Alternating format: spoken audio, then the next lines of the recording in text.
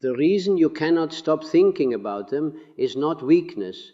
It is because something unfinished inside you recognizes something unfinished inside them. And distance has not killed the connection, it has exposed it. In this speech, you will understand why their love may still exist, why both of you remain distant, and why the silence between you feels louder than any conversation you ever had. Have you ever felt someone's presence even when they were not around? As if your mind returns to them without permission. Not because you are obsessed, but because your inner world is still trying to complete a conversation your outer world never finished.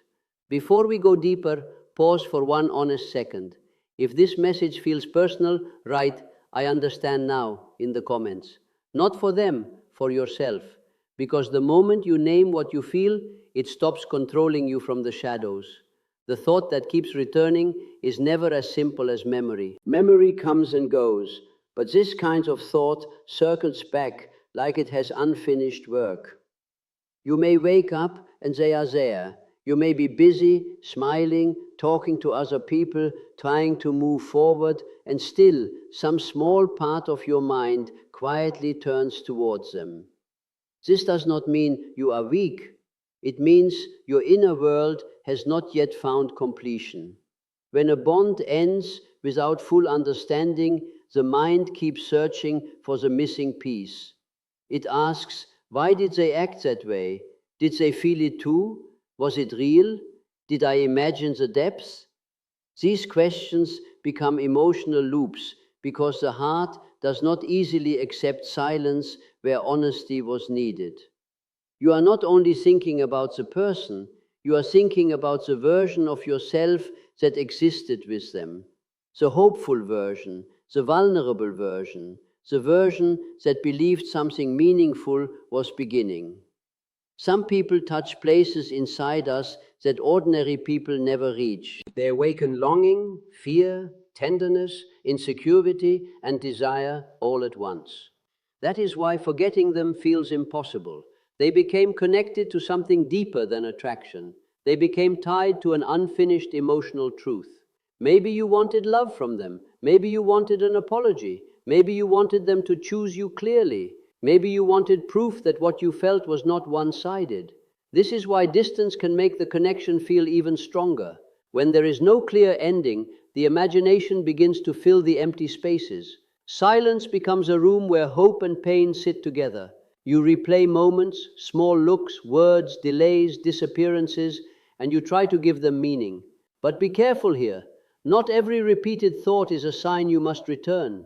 Sometimes it is a sign you must finally understand what the experience revealed about you. The person you cannot stop thinking about may love you, yes, but the deeper truth is this. Your soul is asking for closure, clarity, and honesty. Until you face what remains unfinished inside you, the thought will keep returning, not to punish you, but to bring your attention back to the wound that still wants to be understood.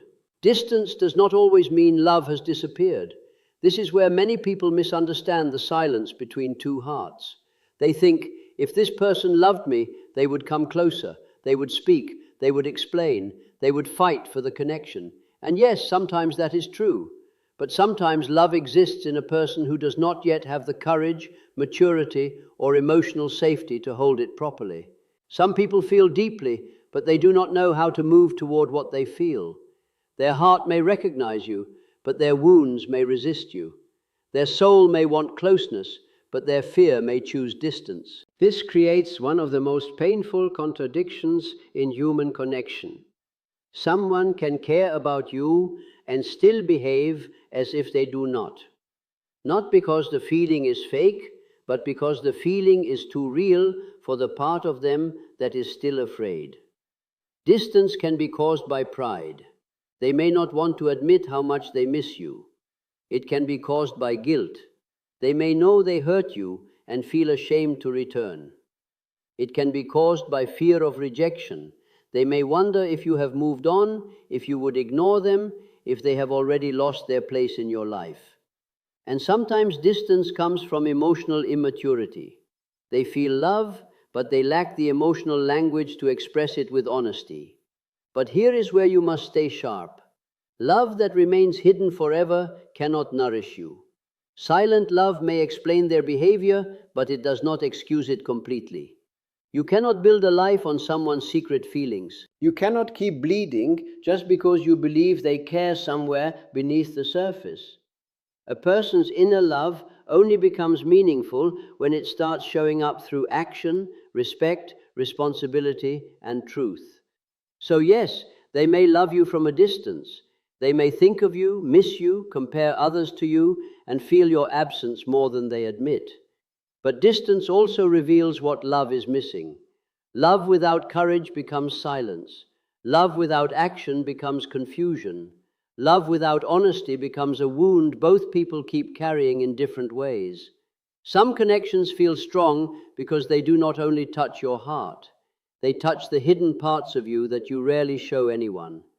This is why the bond feels bigger than ordinary attraction. It is not just that you like their face, their voice, their attention, or the way they made you feel for a moment. It is that something in them reached a place inside you that had been waiting to be seen. There are people who come into your life and awaken a part of you that was asleep. Maybe they made you feel understood after a long time of feeling invisible. Maybe they made you softer when life had trained you to be guarded. Maybe they made you dream again when you had already accepted emotional emptiness as normal. And when someone awakens that hidden part of you, losing them does not feel like losing only a person. It feels like losing access to a version of yourself you were becoming. This is why the mind keeps returning to them. You are not only asking, do they love me? You are also asking, what did I become around them? Why did I feel so alive? Why did their presence bring out emotions I had buried for years? That is the deeper layer. The bond becomes a mirror. It reflects your longing, your fear, your unspoken needs, and your unfinished wounds. But this mirror can be dangerous if you mistake intensity for destiny. Just because someone touches your hidden self does not mean they are meant to stay forever. Sometimes they appear to reveal what still needs healing. Sometimes they show you the love you crave, the courage you lack, or the boundaries you abandoned. They become powerful because they expose the truth you were avoiding. So when this connection feels impossible to forget, do not immediately call it fate. Look deeper. Ask what part of you became awake through them. Ask what wound became louder because of them. Ask what desire you were afraid to admit before they arrived. The connection feels strong because it is not only about them, it is about the hidden self inside you, finally rising from the shadows and demanding to be understood. They may be distant because your presence forces them to face something they have been avoiding inside themselves. This is not an excuse for their silence, but it may explain the strange push and pull you feel from them. Some people can handle surface level attention. They can flirt, laugh, talk, and create emotional moments. But when a connection begins to expose their deeper truth, they suddenly become afraid. Your presence may have made them feel seen in a way they were not prepared for. You may have touched the part of them that still carries fear, guilt, shame, or old pain. And when someone is not ready to face those things, they often do not move closer to the person who awakened them. They move away, not because nothing was there, but because too much was there. This is why their behavior may feel confusing. One moment they seem connected, warm, interested, emotionally present. The next moment they withdraw, become cold, delay replies, act casual, or pretend the bond is smaller than it really is. That kind of distance often comes from inner conflict. They feel pulled toward you, but they also feel exposed by you. They want the comfort of the connection, but they fear the vulnerability it demands. For some people, being loved deeply feels dangerous. It asks them to remove the mask. It asks them to stop performing strength and admit need. It asks them to be honest about what they feel. And if they have spent years surviving by hiding, controlling, or emotionally escaping, then your sincerity may feel like pressure, even if you never forced anything. But do not romanticize their avoidance too much. This is where you need discipline. Someone's fear may explain why they are distant, but it does not mean you must wait endlessly for them to become brave. Their wounds are real, but your heart is real too. Their confusion is not a place for you to live. They may care, they may feel the connection, They may even love you in ways they cannot admit. But until they face themselves, they will keep treating closeness like danger and silence like protection. And that is why your presence unsettles them, because you remind them of a truth they cannot keep running from forever. You are still distant because a part of you is trying to protect your heart from repeating the same pain. This is the part many people ignore. They think distance only comes from the other person. They say, they are not coming forward, they are silent, they are avoiding me. But sometimes, even when the door is open, something inside you hesitates before walking through it. You may want them, you may miss them, you may imagine the conversation, the apology, the reunion, the moment where everything finally becomes clear. But beneath that longing, there may be another voice saying, be careful. Remember what happened last time. Remember how confused you felt. Remember the nights you waited. Remember how much power they had over your peace. This inner conflict is exhausting because one part of you reaches while another part pulls back. One part wants closeness, another part wants safety. One part remembers their tenderness, another remembers their inconsistency. So you stay in the middle, not fully moving on, but not fully returning either. This is not weakness, it is your emotional survival system trying to protect you from another wound. Sometimes the heart wants the person, but the nervous system does not trust the pattern. That is why you can miss someone deeply and still feel afraid when they come near. Your body remembers confusion before your mind can explain it. Your chest tightens, your thoughts race. You wonder if this time will be different, or if you are about to step back into the same cycle, wearing a softer face. But protection can become a prison if you never examine it. Not every fear is wisdom. Some fears are old wounds speaking too loudly, and not every desire is truth. Some desires are attachment trying to recreate familiar pain. You must learn the difference. That is where real maturity begins. Your distance may not mean you stopped loving them. It may mean you no longer trust love without consistency. It may mean your soul wants connection, but your dignity wants proof. And until love feels safe, steady, honest, and responsible, a wise part of you will keep standing at the threshold, refusing to hand your heart back to uncertainty. Silence becomes powerful when both people are waiting for the other to move first. This is how many connections do not truly end, but freeze. Nothing is solved, nothing is said clearly, no final truth is spoken. Instead, both people step back and begin watching from a distance, hoping the other person will reveal what they still feel. One person waits because they are afraid of looking desperate. The other waits because they are afraid of being rejected. One tells themselves if they cared, they would reach out. The other tells themselves the exact same thing. And slowly, a connection that still has emotion becomes buried under pride, fear, and imagined rejection. This is the dangerous thing about silence. It does not always mean peace. Sometimes silence is full of thoughts, unsent messages, dreams, memories, and emotional tension. Both people may be acting calm on the outside while secretly wondering if the other still thinks about them.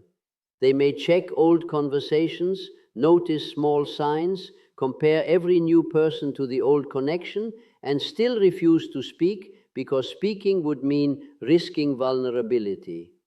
Pride often dresses itself as self-respect. Fear dresses itself as patience. Avoidance dresses itself as moving on. And before either person realizes it, weeks become months and months become a new identity.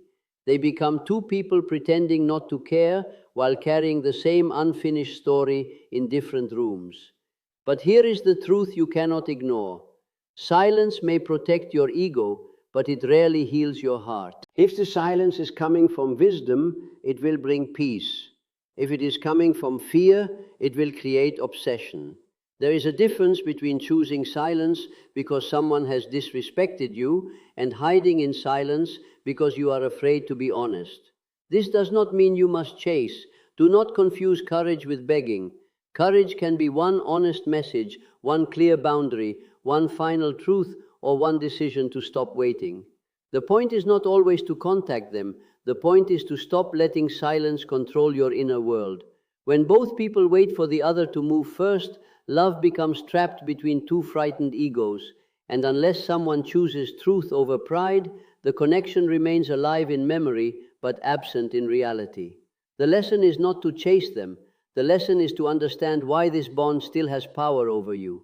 Because the moment you only focus on what they feel, what they think, what they will do next, you start abandoning yourself. You become a detective of their silence, reading every small sign, every delay, every memory, every dream, as if your peace depends on decoding their hidden emotions. But a connection that makes you forget your own worth is no longer love. It becomes a mirror showing you where you still need healing. Maybe this person is teaching you patience. Maybe they are teaching you boundaries. Maybe they are showing you how easily you confuse intensity with security. Maybe they are revealing the part of you that still wants to be chosen by someone who cannot choose you clearly. This is hard to accept because chasing gives the illusion of control. When you chase, you feel like you are doing something. Sending the message, checking the profile, waiting for a reply, imagining the reunion, explaining yourself one more time. It feels active. But often, chasing is just fear in motion. It is the fear of being forgotten, the fear of losing the connection, the fear that if you stop holding everything together, nothing will remain. And that is exactly why you must stop. Not because you do not care, not because the connection meant nothing, but because your energy is sacred, your attention is your life force. Wherever you place it again and again, that place begins to rule you. If you keep pouring your inner world into someone who remains unclear, you will slowly become unclear to yourself. The real question is not, do they love me? The real question is, what is this connection asking me to learn about myself? Where did I abandon my boundaries? Where did I mistake longing for destiny? Where did I silence my own needs just to keep their presence near? When you understand the lesson, you stop needing to chase the person. You begin reclaiming the part of yourself that got lost in the bond. And that is where your power returns. Not when they finally explain themselves, but when you finally understand yourself. The real turning point comes when you stop begging for clarity and become clear within yourself. This is the moment where the whole connection changes, even if the other person says nothing.